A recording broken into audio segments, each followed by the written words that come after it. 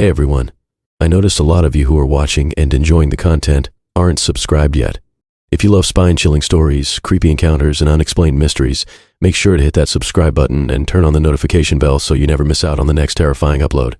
It really helps the channel grow and lets me keep bringing you more of the content you love. I thought moving to a new city would give me the fresh start I needed. I'd been running from my past for a while, trying to outrun someone who didn't seem to understand the meaning of moving on. My ex, Melanie, was relentless. After everything that went down between us, I just couldn't take it anymore.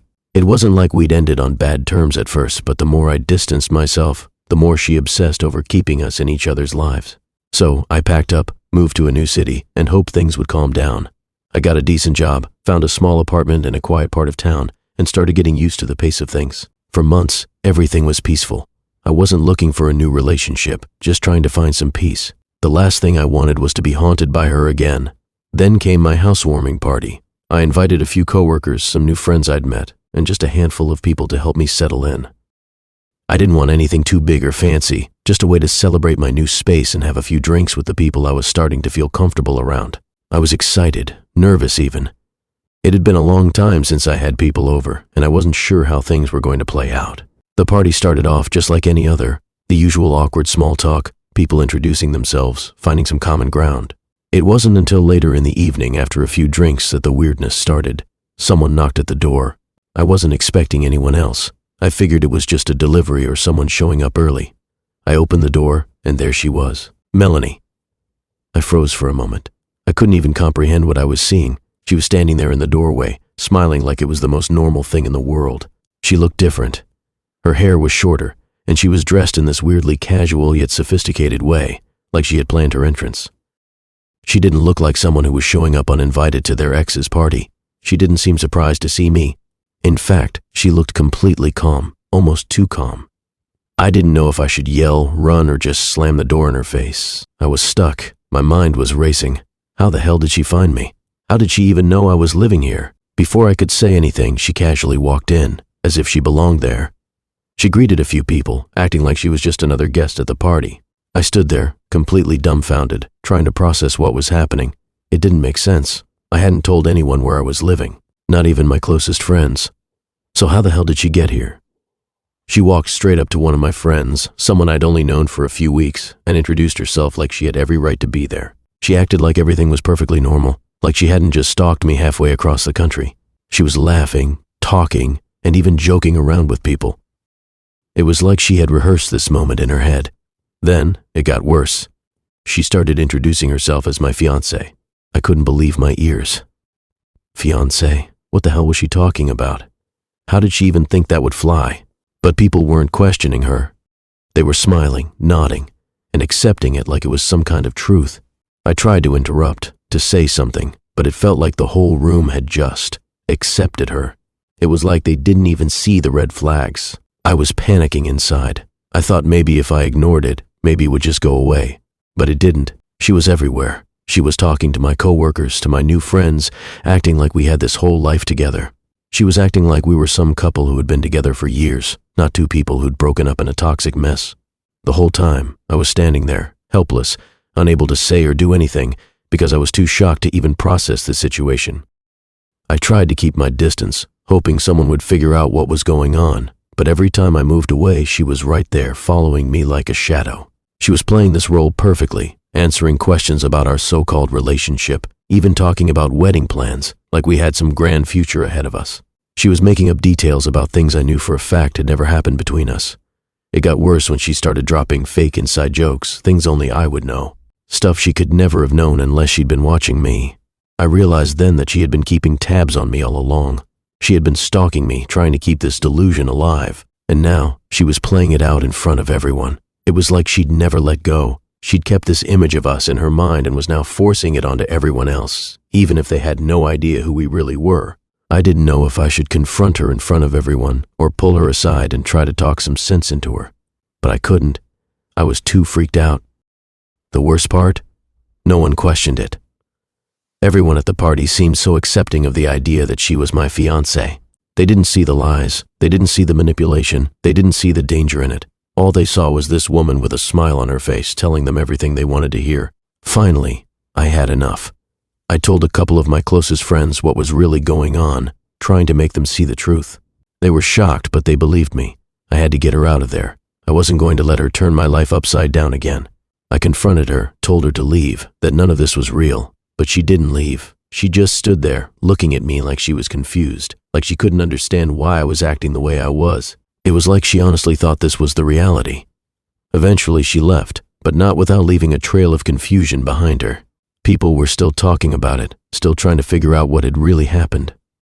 Some thought maybe I was just joking or playing some weird game, but most of them probably just brushed it off. They didn't realize the truth, that Melanie was out there, still obsessed with me, still trying to control my life. That night, I realized she wasn't done. She wouldn't stop. I didn't know when she would show up again, but I knew it wasn't the last time I'd have to deal with her. I had hoped moving away would give me a chance to breathe, but it only seemed to give her more space to continue her twisted obsession. The days after the party were a blur. I did my best to shake it off, but the weight of it kept creeping in. Every knock on my door made my heart race. Every unfamiliar face at work made me paranoid. I kept wondering when she would show up again.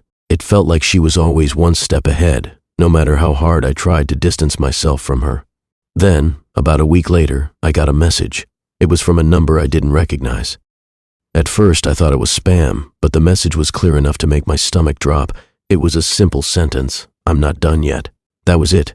I didn't need to ask who it was. I didn't need to wonder why she was sending me that. It was Melanie, and it was clear she wasn't going to give up. She couldn't. In her mind, the fantasy she'd built up wasn't over. She'd invested too much of herself into this twisted version of our relationship to let it go. I knew right then that things were never going to go back to normal.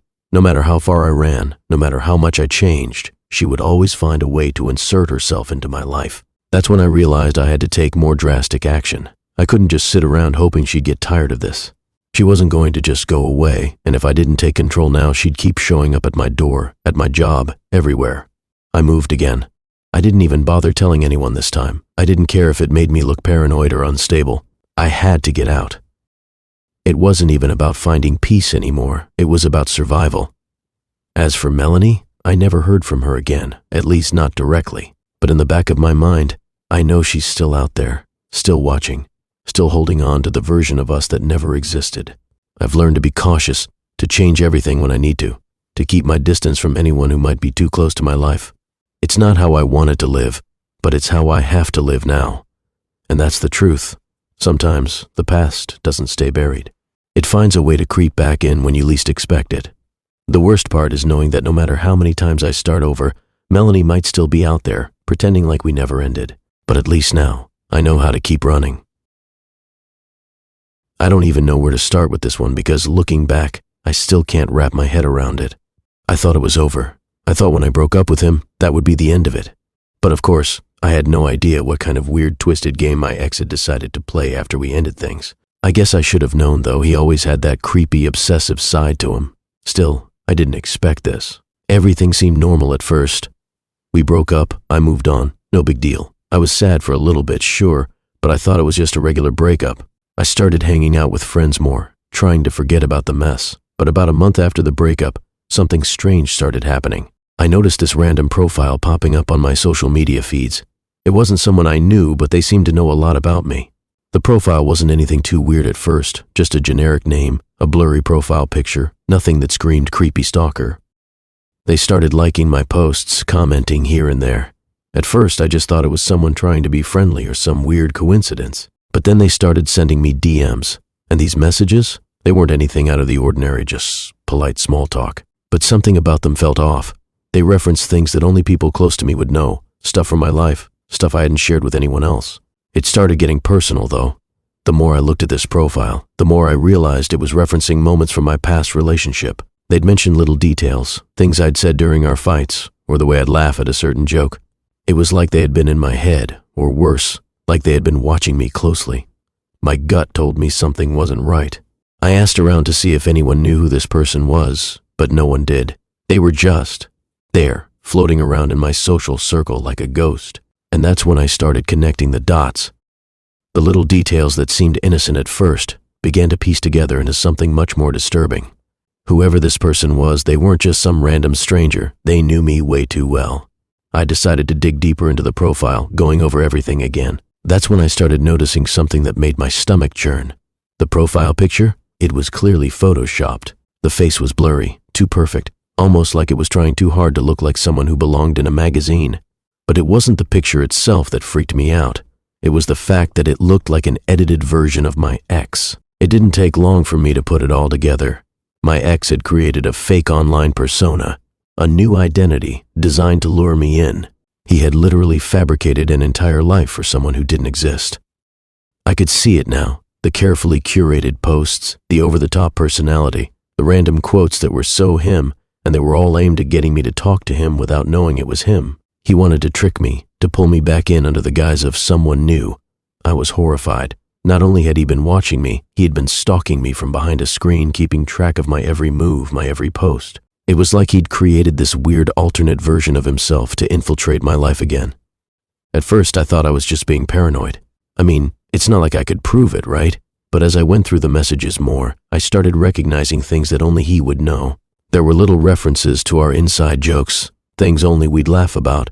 There were descriptions of places we'd gone to, details about my routine that I had never shared publicly. How could a random stranger know that stuff unless they had been right there? I realized that he had been watching me, tracking me in some bizarre way all this time. I started feeling trapped. I couldn't get away from him. It was like no matter how many times I blocked the fake profile, it would pop up again under a new name. It was like he had an endless number of accounts to harass me with. I was so freaked out by how well he had crafted this new identity. He wasn't just trying to get back together with me. He was messing with my head, playing this game where I was the target. I tried to fight back by ignoring the messages, but that only made things worse. Whoever was behind this fake profile started getting more aggressive. The comments became more insistent.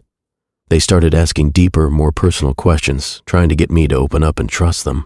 It was like they were trying to worm their way back into my life, but they were doing it under the guise of someone new, someone who wasn't my ex. At one point, they even made a reference to a time when I had gotten sick after eating something bad. It was a moment I'd only shared with him, and it hit me like a ton of bricks. I couldn't deny it anymore. My ex had been using this fake profile to track my life, to use my own personal experiences against me. It was manipulative, twisted, and so far beyond creepy. It was like he wanted to control me from the shadows, pulling the strings in my life without me even realizing it. I couldn't let this continue, so I made the decision to take action. I kept every message, every screenshot, documenting everything that had been going on. I contacted a lawyer and told him everything. It was time to take legal steps to make sure my ex didn't keep crossing boundaries like this. I had no idea what kind of person he had turned into after our breakup, but I wasn't about to let him play these sick games anymore. Eventually, after I made some noise about the situation, the fake profile disappeared. Whether he got bored, realized I was serious, or was just trying to avoid getting caught, I don't know. But the damage was done. I still don't know how deep his obsession ran or if he's still out there, lurking behind a screen. It's been a while now and things are quiet again, but I still think about that fake persona sometimes. I don't know how long he had been planning it or how far he would have taken it if I hadn't figured it out, but I'll never forget how it felt to realize that my ex wasn't just stalking me. He was trying to erase himself and become someone else just to mess with me all over again. That kind of thing sticks with you. Sometimes I wonder if he's still out there, hiding in the digital world, waiting for his next move. I used to think my ex was just a little possessive, maybe a bit dramatic, but that was before I found out just how far she'd go to keep me around. We'd been on and off for months, and to be honest, I was finally done. She was a whirlwind, full of energy at first, but then came the control, the constant checking in, the late-night arguments that didn't even make sense. I tried to be patient, thinking it was just a rough patch, but when we ended, I felt like a weight had been lifted off my chest. It was over, for real this time. I didn't want anything to do with her anymore. For a few weeks everything was fine. No contact, no drama, just peace. But then, something strange started happening with my car. At first, I thought I was just being paranoid. Maybe I had hit a bump in the road, or maybe I was imagining things. But little by little I started noticing my car was acting off. It wasn't anything huge at first, just small things. The steering felt off sometimes, like it was pulling a bit to the left. I chalked it up to bad alignment, or maybe some old tires. Then, one day, I noticed something even more concerning. When I was on my way to work, I noticed the brakes weren't as responsive as they should have been. It wasn't exactly a terrifying moment, but it made me nervous. I stopped at a light, and when I pressed down on the brake pedal, it felt like it went down further than usual. Like there was nothing stopping the car from rolling forward. I didn't think too much about it at first, but when it happened again a couple of days later, I knew something was wrong. The car was acting weird, and I didn't know why. I took it to a mechanic to get checked out. The mechanic didn't take long to find the problem. I'll never forget his words. "Someone's tampered with your brake lines. They've been cut. Whoever did this didn't want you to stop easily." I felt the blood drain from my face. My mind went straight to her, my ex. It couldn't have been anyone else. She knew how to mess with my head, but this was different. This was dangerous. I called the mechanic later that afternoon, trying to stay calm as I asked him if there was any way to tell who did it. He just told me that the cuts were clean, almost surgical. Whoever did this knew what they were doing. I started to feel the walls closing in. My ex and I had been through some messed up stuff, but I never expected it to go this far. I didn't want to jump to conclusions, but when I thought back on everything, the late-night phone calls, the unexpected visits, the weird messages I'd get when I'd be out with friends, it all clicked. She wasn't letting go. At that point, I wasn't just worried about my car anymore. I was scared. I remembered that I had a home security system, and for some reason, I felt like I needed to check the footage from the past few weeks. I didn't know what I was hoping to find, maybe something to prove I was just overreacting? But when I sat down and went through the recordings, I couldn't believe what I saw. It was her. She was on my front porch late at night, sneaking around my car. I watched in disbelief as she walked up to it, wearing a hoodie, looking around to make sure no one was watching. The footage was grainy, but I could make out enough. She spent a good 5 minutes by the car, fiddling with something under the hood. I was so furious that my hands were shaking as I watched. I couldn't believe what I was seeing. This wasn't a mistake. She had come back to mess with me again. I could barely breathe as I replayed it over and over. I wasn't imagining things. She had tampered with my car, cut the brake lines herself, and to make it worse, she was acting like it was nothing. She looked around, made sure no one was there, and then walked off like nothing had happened. I knew then that this wasn't just some emotional outburst or a jealous ex. This was calculated. She wasn't done with me. She wasn't done ruining my life. I couldn't just ignore this or hope it would go away. I had to do something. I called the police immediately. I didn't care if they thought I was being dramatic or paranoid. I had video evidence, and that was enough. They took the footage seriously, and I guess the tampered car was the final proof they needed. When they found the cuts on the brake lines, they were horrified. They didn't need much more than that to take action. The police told me they'd be looking into it, but I still felt on edge. She could be anywhere, doing anything. I wasn't sure what her next move would be, but I knew I couldn't take any chances. After everything, I couldn't trust her to stay out of my life for good. It took a few weeks before they managed to track her down. They found her at a friend's place, but she wasn't exactly apologetic. She didn't seem remorseful at all. When they questioned her about the car, she denied it, of course. She tried to play innocent, like she didn't even know what they were talking about. But I knew better. The cops knew better. It was her, and she wasn't fooling anyone. They ended up pressing charges for vandalism and reckless endangerment. It wasn't the happiest outcome for me, but at least I knew she couldn't hurt me anymore. I moved out of that place soon after, packed up and left that neighborhood behind, just to feel safe again. I still think about it sometimes, how someone could go so far just to keep me in their life. I'm glad I got out, but I can't shake the feeling that if I hadn't caught her in the act, who knows what might have happened. It still messes with my head, knowing how close I came to something much worse. I honestly never thought I'd be the kind of person to have a crazy ex, but here I am. It's crazy to even talk about, honestly. If you had asked me a few months ago about him, I would have said he was just a little intense, a little overly caring, but nothing that raised real red flags. I mean, we'd been dating for almost a year, and everything seemed fine. That is, until I stumbled across something I wasn't supposed to see. It all started when I was cleaning out the closet. I was moving into a new place and figured I should start going through some of the stuff I had piled up. I found a small box tucked way in the back, hidden behind some old blankets. I wasn't sure what it was at first, but curiosity got the better of me. When I opened it, I was hit with the smell of old paper, like something that hadn't seen the light of day in years. Inside the box was a scrapbook. It wasn't anything fancy, just a regular binder with pages full of photos and little things taped down here and there. At first, I thought it was just something cute, like a memory book he'd made for us, maybe a collection of photos from our dates or random moments we shared. But the more I flipped through the pages, the more I felt my stomach drop. The first few pages were just pictures of me, pictures I had never seen before. Pictures of me walking to work, getting coffee, sitting at a park bench, normal stuff, but I never remembered him being there. And then I found something that made my heart race. Hair clippings. I don't mean just a strand or two. There were chunks of hair from a few different colors, some of it even clipped and organized in little bags with dates written on them. I felt sick to my stomach. Who does that? I kept flipping through the scrapbook, my hands shaking, and it got worse. There were receipts from places I'd visited, places he had never been with me. Like the time I went to a bakery I'd discovered on my lunch break, or when I went to a bookstore on a Saturday afternoon just to get some quiet time. And then there were notes, written in his handwriting, about things I had said to people, conversations I'd had with friends, things I had told him in passing that I had no idea he was paying attention to. That's when it hit me. He hadn't just started following me after we met like I'd thought. He had been watching me long before that. He had been following me around, collecting these things, paying attention to the smallest details of my life, long before I had ever given him the chance. I felt completely violated, and I couldn't stop thinking about how long it had been going on. How much had he seen? What else had he been doing when I wasn't aware? My head was spinning as I looked through the rest of the pages. There were even more photos. Some were blurry, like he'd been trying to be sneaky, but others were crystal clear. He had been close, really close when he took them. There was one of me at a coffee shop with my friend, and in the background I could see him, hiding behind a tree, just far enough to not be noticed, but close enough to get the perfect shot. I couldn't breathe. I had to sit down. My mind was racing.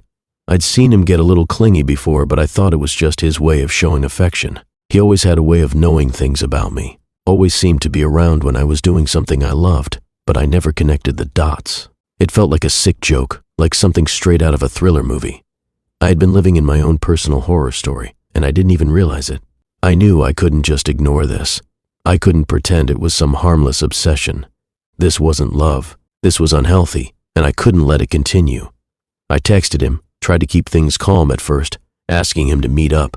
I needed to figure out how to confront him, how to make him realize what he'd done, but after what I'd just discovered, I wasn't sure I could trust him anymore. He didn't respond right away, but the next day I saw him at my door. I didn't even have to open it to know it was him. The way he knocked, the way he stood outside like he knew I'd be home. It freaked me out, but I opened the door anyway. I was shaking, but I needed answers. He was smiling like everything was fine, like he hadn't just crossed a line that could never be uncrossed.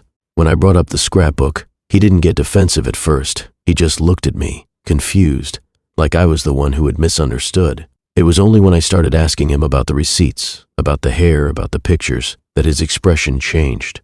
He didn't apologize, not once. He just stood there, staring at me, as if this whole thing was normal. He didn't see what was wrong with any of it. That's when I knew I had to get out. This wasn't going to work, not with him, not ever. I broke up with him then and there. He didn't argue. He didn't beg me to stay. It was almost worse that way, like he had been expecting it. I slammed the door after that, and for the first time in months, I felt relief. But the next few days were anything but normal. I kept thinking about what he had done. I couldn't stop myself from looking over my shoulder when I went outside, wondering if he was watching me again. I started checking the locks at night, double-checking everything. I had no idea what else he had done while I wasn't looking. It's been a few weeks now, and I still haven't fully shaken the feeling of being watched. I still get that feeling when I go out, like someone is lurking just out of sight. I've changed my routines, tried to be more careful, but I can't help but feel that he's still out there. That scrapbook was a wake-up call, one I'll never forget. Sometimes I still wonder what else he knows about me, what else he kept hidden in that scrapbook. I don't want to know. All I can do now is move forward, try to forget what happened, and pray he doesn't find a way back into my life. Because, honestly, I don't think I could handle it if he did. After our breakup, I thought I'd be rid of her, especially with how messy and toxic things had gotten. I mean, the usual, arguments, silent treatments, and just a whole bunch of drama. Honestly, it felt like a relief when we finally ended things. I didn't want to deal with it anymore. But then, she did something I'll never forget. It started a few weeks after we broke up. One afternoon, I got home from work and found a small package sitting on my doorstep. The address was written in neat, familiar handwriting, and the label said it was a gift. No return address, just her name. I didn't think much of it at first. I figured it was something she had sent over before I moved out, maybe a last-ditch effort to win me back or something. I wasn't exactly excited to open it, but I figured it would be a nice way to put an end to everything. Just a small gesture, right? I wish I hadn't opened it. The moment I lifted the lid, it felt like something went off inside the box, like a puff of air and a soft, almost mechanical hiss. Before I could even process what had happened, a thick, foul-smelling powder exploded out of the box. It wasn't a lot, but it was enough. The smell was overwhelming, like a mix of rotten eggs, mildew, and something burning. It made my eyes water, my throat itch, and my stomach churn. I couldn't even tell what the powder was, but I knew I needed to get out of the room. I grabbed the box and threw it outside as fast as I could. I immediately ran to the bathroom, trying to wash off the stench that seemed to cling to my skin. But it didn't end there. When I finally managed to get a breath and looked around, I saw that the powder had spilled all over my clothes and furniture. The couch, my favorite jacket, even the coffee table, it all had a light dusting of whatever the heck was in that box. It was in my hair. It was all over my hands. The worst part? It didn't come off easily. I spent the next hour trying to clean up the mess, but no matter how hard I scrubbed, the smell didn't go away. I had to throw away most of my clothes, and I was left with this awful, lingering scent in my apartment. I thought it was over, but that was just the beginning. A few days later, I started hearing about more of these gifts. At work, I walked in to find my coworkers all talking about an unusual package that had been sent to the office. It was from her, the same foul powder, the same weird label. But this time, it was in the break room, all over the counter, making everything smell just as bad as it had in my apartment. The HR department was all over it, trying to figure out what kind of prank it was. No one knew it was her, but I had a sinking feeling. And then, things got even worse. My family started getting these packages too. I hadn't told them about what had happened to me yet, just didn't want to drag them into the mess. But my mom called me one afternoon, freaking out. Apparently, a package showed up at her house, and it was identical to the one I'd gotten. Same powder, same awful smell. She'd opened it thinking it was some mistake, but the moment she did, it hit her. She couldn't breathe, couldn't stop coughing. Luckily, she wasn't hurt, but the whole house reeked for days. She was mad, I could tell, but more than that, she was scared. It wasn't just the fact that she'd sent these to me and my family. It was that she knew exactly where we were. The only way she could have done that was if she had been keeping tabs on me after the breakup. I don't know how she got my family's address or the details about my coworkers, but somehow she had done it.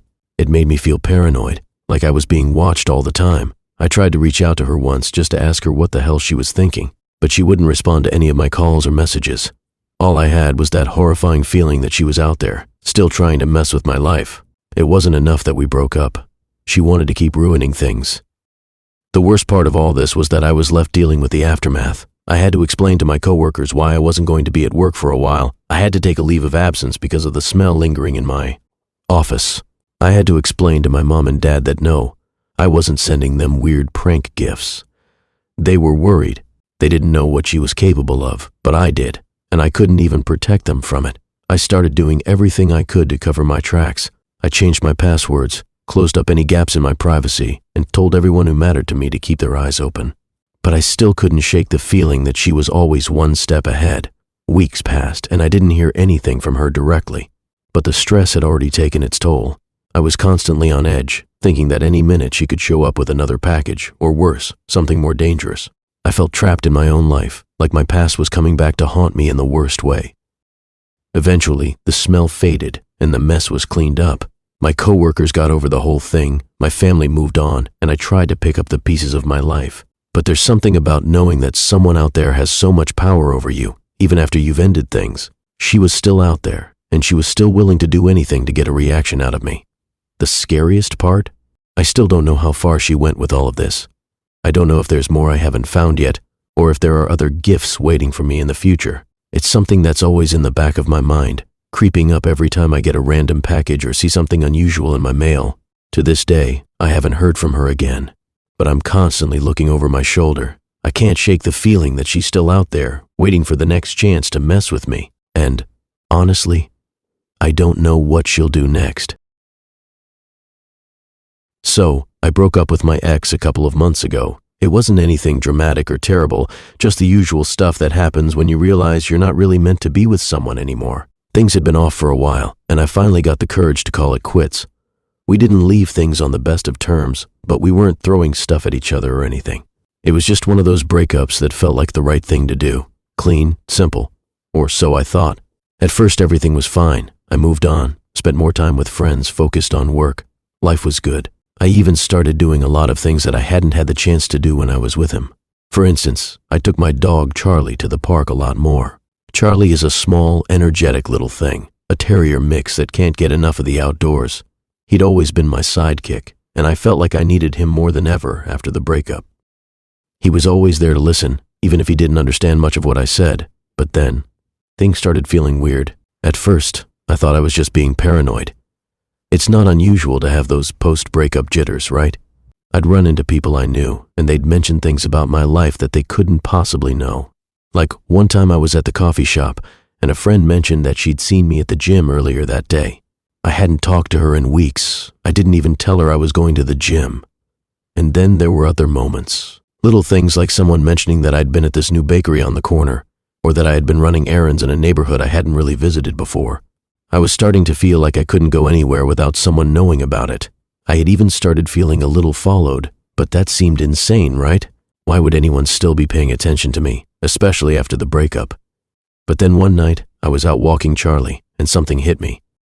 As I was crossing the street, I saw a car slow down near the corner. I didn't think much of it, but I did catch a glimpse of someone in the driver's seat. And I swear, I recognized the guy behind the wheel. It was my ex. I could feel my heart race, but I didn't say anything. I just kept walking. Then over the next few days, it happened again. More sightings of that same car around the block, always when I was out with Charlie. Now I knew I was freaking myself out. I had to be. He wasn't stalking me. He wasn't that obsessed. But the more I thought about it, the weirder it got. I started paying attention to when I left the house, where I went, and who I bumped into. The details just didn't add up. One morning, I was getting Charlie ready for his walk when I noticed something strange on his collar. It wasn't a new tag or anything. It was this tiny little metallic device attached to the side of his collar. At first, I thought it might be something from the pet store or a new piece of equipment he'd gotten by accident. But when I picked it up, I noticed it was heavier than it should have been. It had a small blinking light on it, and when I touched it, it felt like it was buzzing faintly. Now, I know I'm not the most tech-savvy person, but this didn't feel like something that belonged on my dog. So, I took it off and turned it over. That's when the panic set in. It was a GPS tracker. I was in shock for a good minute, just standing there, staring at the device in my hand. It wasn't like one of those pet trackers that tells you where your pet is or helps you locate them if they get lost. No, this was different. This one was meant to track me. Everything clicked. All those little moments where I felt like someone knew exactly where I was. Places I went without saying a word to anyone. Conversations I hadn't had suddenly made sense. It wasn't random. He had been watching me. And the craziest part? He had been using my dog as his personal spy. I felt sick, violated. Like everything I did had been part of his sick game. I had to find out if he had been doing this for a while, so I did what anyone would do. I checked my security cameras. I know, it sounds dramatic, but at that point, I was desperate for answers. I went back through the footage for the last couple of weeks. It didn't take long to find what I was looking for. Late at night, I saw a figure creeping around my yard. At first, I couldn't make out who it was, but then when the camera zoomed in a little more, I saw it. My ex.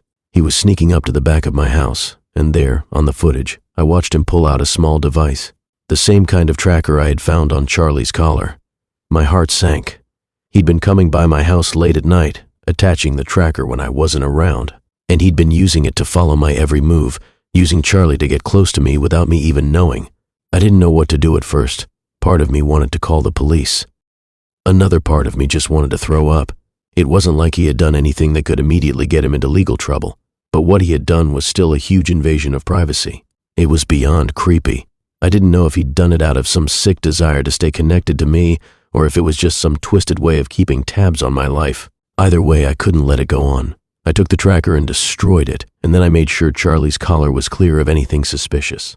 I changed all my security settings, double-checked my locks, and even took extra precautions when going out.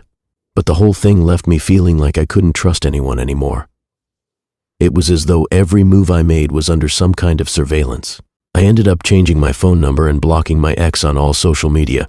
It didn't make me feel safe, but it gave me a little bit of control back over my own life. I still haven't heard from him since, and I hope I never do. But the whole experience left me paranoid and shaken. I'll never understand what kind of person does something like that, especially to someone they supposedly cared about. To use a dog as a tool to track me down? It's something I'll never forget. It all started with a simple text message, nothing unusual, just a notification on my phone. But when I opened it, my heart dropped. It was from my old coworker, Jamie. She asked if I had been messaging her friend Sarah, who I'd gone out with a couple of times. I thought maybe it was a prank or a misunderstanding. I hadn't talked to Sarah in weeks, and I certainly wasn't the type to randomly reach out to people in my circle after a breakup. But then things started piling up. My phone was blowing up with messages from friends and family, all asking the same thing. Was I the one sending weird texts or reaching out to people I didn't even know? I was starting to get irritated. What was going on? It seemed like some weird coincidence, but after a few days of the same strange questions, I realized something was off. I wasn't messaging anyone. I decided to dig deeper. I checked my social media accounts, and that's when I saw it. Fake accounts, one after another, using my pictures, my name, and writing posts like they were me. And they weren't just following random people. They were messaging my friends, even people I'd just met, and making up these bizarre stories about me. Some of the messages were friendly, others hostile. Some said I was dating people I'd never even heard of, while others claimed I'd been in secret relationships. The worst part was the lies, stuff about me being a total jerk, an addict, a liar. I couldn't believe it. Who the hell would do something like that? And then it hit me, my ex, Erin. She had this way of doing things behind the scenes, always manipulating situations, but this was next level. It had to be her. I was furious, but didn't know what to do. I reported the accounts to the platforms, hoping it would end there. But the damage was already done. Word was getting around. People were starting to ask me if I was the one who'd been messaging them with these ridiculous stories. Some of them were friends I hadn't even talked to in ages, but it didn't matter. They were questioning everything. They didn't know what to believe. It was messing with my head. Erin and I hadn't been together in almost a year, but it was like she couldn't let go. I never thought she'd go this far. I had blocked her on everything after the breakup, which should have been enough. But she had her ways. I knew that from the way things went down between us. She could be manipulative, and I had underestimated just how far she'd go. The weird messages kept coming, and it wasn't just on social media anymore. I was getting emails from banks telling me about credit applications in my name. At first, I thought it was spam or some sort of fraud, but when I looked closer, I saw that it wasn't. They were all linked to Erin. She'd gone ahead and tried to apply for credit cards under my name, using the fake accounts to pose as me. I had no idea how she managed to pull that off, but it was clear she was doing everything she could to mess up my life. I tried calling the banks, reporting the fraud, and getting everything blocked, but that didn't stop the avalanche of things falling apart. Erin had already spread enough lies about me that people were questioning my character, even people I barely knew. I didn't know if I was more pissed off or scared. I felt trapped, like I couldn't get away from the chaos she was causing. No matter what I did, she always seemed to be one step ahead. One night, I was sitting in my apartment, trying to figure out what my next move was. I was pacing back and forth, exhausted from dealing with the mess she'd created. I hadn't slept in days, my mind racing with questions. What was she going to do next? How far was she willing to go to ruin everything? I couldn't shake the feeling that she was watching me, somehow. That maybe she knew my every move. It was insane, but the more I thought about it, the more it made sense. She knew my habits, my social circles, my vulnerabilities. It felt like she had planned this out for months, maybe even longer. The worst part was that I didn't even know what she wanted. Was she trying to get revenge? Was she just messing with me for fun? I had no idea. Then, one day, I got a call. It was from an old friend of mine, someone I hadn't seen in years. He sounded serious, his voice shaking. He told me he'd been contacted by someone posing as me, asking him for money. At first, he thought it was a scam, but then the person kept insisting, playing on old memories we shared. My friend had gotten suspicious and wanted to check in with me. I couldn't believe it. Erin was taking it to this level now. She wasn't just sending random texts or messages to people she thought I cared about. She was directly trying to manipulate my past, using my own history against me to get what she wanted. But what the hell could she be after? The situation was getting worse, and I felt like I was spiraling. Every time I thought I had control of the situation, it slipped further out of my hands. I couldn't trust anyone. The lines between what was real and what wasn't had started to blur. Was this all Erin's doing, or had she recruited others to help her? I had no idea. It was like I was stuck in some twisted version of my own life, one that I didn't recognize. I knew I had to take more drastic action. It wasn't just a matter of reporting things online or blocking accounts anymore. I needed to make sure she couldn't hurt me anymore. But every time I tried to confront her, she disappeared. She was always one step ahead, leaving me in the dark. It was like she had anticipated everything I would do and had already planned her next move. By the time I got everything together and involved the authorities, the damage had already been done. My credit was trashed, my reputation tarnished, and my personal life was a mess. Erin had been so thorough, so meticulous in her plan, that there was no easy way to fix it. I wish I could say there was some big confrontation, or that things got better, but they didn't. I ended up having to rebuild my life from the ground up, piece by piece. But the worst part? Erin was still out there, and I knew deep down she wasn't done with me yet. So, this all started after I broke up with my boyfriend, who, looking back, was a total weirdo. I mean, we had our ups and downs, but nothing that should have led to what happened. We had a pretty standard breakup, nothing dramatic, no cheating, no screaming matches. We were both a bit emotionally exhausted and just decided to go our separate ways. I thought that was the end of it, and I was relieved. Little did I know, things were about to get a whole lot worse. At first, everything was fine. I went back to my usual routine, work, hanging out with friends, just trying to get back to normal. But after a couple of weeks, I started noticing something strange. Random deliveries started showing up at my apartment. Pizzas, Chinese takeout, all kinds of food that I never ordered. It wasn't like one or two mistakes. It was happening almost every night. I'd be sitting in my living room watching TV, and then someone would knock at the door, hand me a box of food, and leave. The first few times, I was confused but figured it was some sort of mix-up. Maybe the delivery guy had the wrong address. But after it kept happening, it got weird. I started getting deliveries from places I had never even heard of. I tried calling the restaurants, but none of them had any record of my orders. The whole thing felt like a sick joke, and I was starting to get paranoid.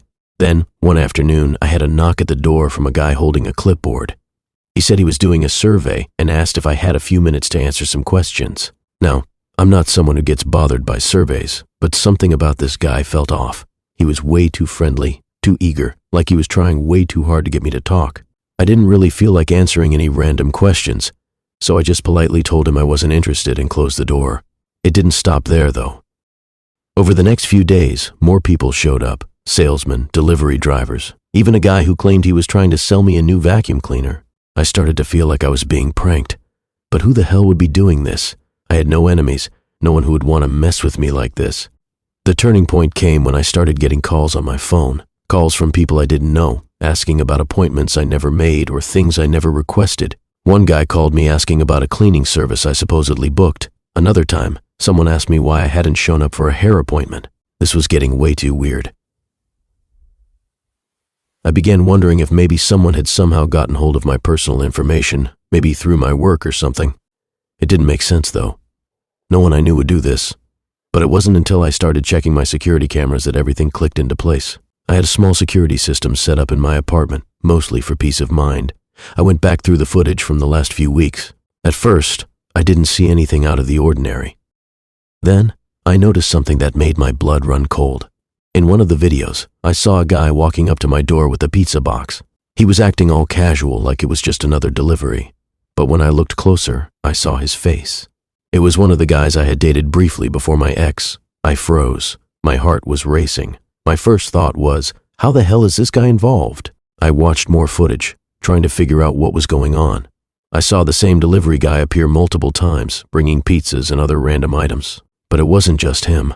There were others too. People I didn't recognize, but they all seemed to be in on it. They were all showing up at my door, delivering things I never asked for, pretending to be some sort of strangers in need. Then it hit me. My ex. I didn't want to believe it, but the pieces were all falling into place. He must have been behind all of this. There was no other explanation. I had to confront this somehow, but I had no idea where to start. I had no proof, just my gut feeling. I decided to dig a little deeper.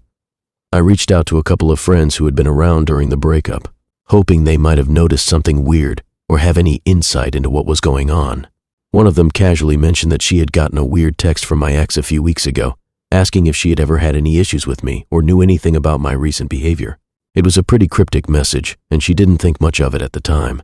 But hearing that made me feel sick to my stomach. It confirmed my suspicions. I spent the next few days doing some serious digging. I checked Craigslist for any strange posts that seemed like they could be related to this. And there it was, an ad posted under a random username offering a few $100 for good-natured people willing to prank a woman for fun. It was clearly designed to get people to prank me, make my life miserable. It was a twisted kind of revenge. I couldn't believe it. I confronted him, though not directly. I wasn't about to call him and give him the satisfaction of knowing I was still affected by his childish games. Instead, I contacted the people involved in the pranks. I reached out to one of the delivery guys who had been showing up at my door and explained the situation. To my shock, he admitted that he had been paid to prank me. He didn't know the details, but he said my ex had contacted him through Craigslist, offering money in exchange for following certain instructions. The guy was just doing it for the cash. By the time I had pieced everything together, I realized that my ex had been paying strangers from Craigslist to mess with me for weeks. It was some sick attempt at getting revenge because I ended things between us. He wasn't just trying to make me look crazy or paranoid, he was literally trying to destroy my peace of mind. I had no idea how far he'd gone to get this all set up, but I knew he wouldn't stop unless I made him. I ended up blocking him everywhere and reporting the Craigslist posts, though I didn't expect much from it. I changed my contact information, got a lawyer involved, and made sure to take legal action if I ever heard from him again. I don't know if it was out of pure spite or if he was just that obsessed, but the whole thing was messed up. It's been a while since it all happened, and I haven't heard from him since.